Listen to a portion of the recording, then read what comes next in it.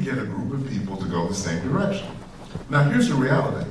We are different, and yet there are some similarities. I have been blessed to train and teach in different parts of the world. I've been in the Mideast, I've been in Europe, I've been in Africa, I've been in South America. I actually found more similarities in people than differences. Now I didn't know what they were saying, but I noticed they all love their kids. They all liked good food, which was different depending on where you were. But we actually end up finding ourselves being a lot more similar. So today we're going to address how do we get folks to all move in the same direction. Here's a changing world. We've got more women in the workplace than ever. Pending mass exodus of baby boomers. So some of us, we're on our way out rather quickly. And that is leaving more millennials in positions of influence. I love that one. There are more ethnic identities in the workplace than ever before. There are more physically challenged people in the workplace. What used to be in the days of, who was it? Ward Cleaver. It's not the same way today. And the reality is, especially if you guys are in HR, your hands are full. My focus is not going to be on that part. I want to talk about why we're different and give you insights into how people see things. And if you're ever in a negotiation, if you're ever in any situation where you've got to deal with someone that may not be just like you, in fact, nobody really is just like you, you're going to notice that if you've got pretty good insight in this, it does kind of give you a leg up. We got 3 people on the board. They're different. They walk in the room, they're different. And I want you to think about your own experience. Who were the very first people that programmed your sense of values? And since we're only a few people, we can kind of talk. First people, your parents.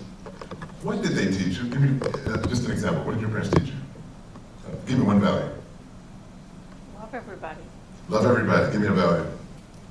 Treat everybody. Treat everybody with respect. A value. Honesty. Honesty. Integrity.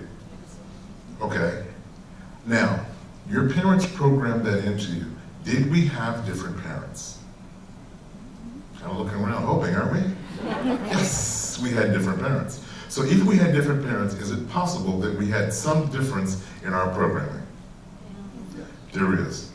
Now, wouldn't it be arrogant of me to come to work with you, and expect you to have the same belief systems that I have?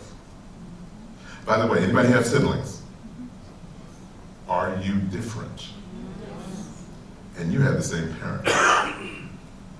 So when we start to look at how we were programmed with belief systems, we've got to start here with our parents. Now, after that, you went to school. And in school, who is the authority figure in school? Teacher. School is the first place that you interact with someone who is not family. Your siblings do one thing, your cousins do another thing. You go to school and you start dealing with kids that you're not related to. This is when you learn if you slap somebody, they slap you back. See, mom and dad will intervene on those early things, not at school. No. I was a substitute kindergarten teacher for my first job. It was wonderful. Those are the last honest humans that you will ever meet in your life.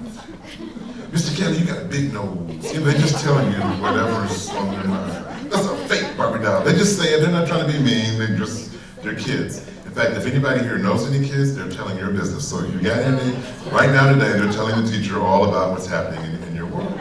So the interesting thing, I watched a child become a bully by accident in kindergarten. Here's what happened. It was time for juice and cookies. I have no idea why we give these little kids sugar. I have no idea why we do that, but we did. You give them juice and cookies, and they're standing in line, and if you ever want to see a happy kid, give them cookies and a drink. They are the happiest people. So they're in line, and they're dancing, and they're doing whatever, and then one kid accidentally bumps the kid in front of them, and the juice spills all over his arm. What does he do? 5 years old, he starts crying. The kid who bumped him was surprised also. He stood there for a moment, and then I watched Satan enter his body. He said, I need to validate this hypothesis. So he turns around and shoves the heck out of the kid behind him, and their juice spills, and what does the kid behind him do? Cries. That kid grows up. and goes to work. Let me ask you, where do you work, ma'am? BSI. Okay, they come to work with you. How are they going to act in a meeting? I'm gonna beat him up. She was the kid that didn't take any junk off of anybody in that line.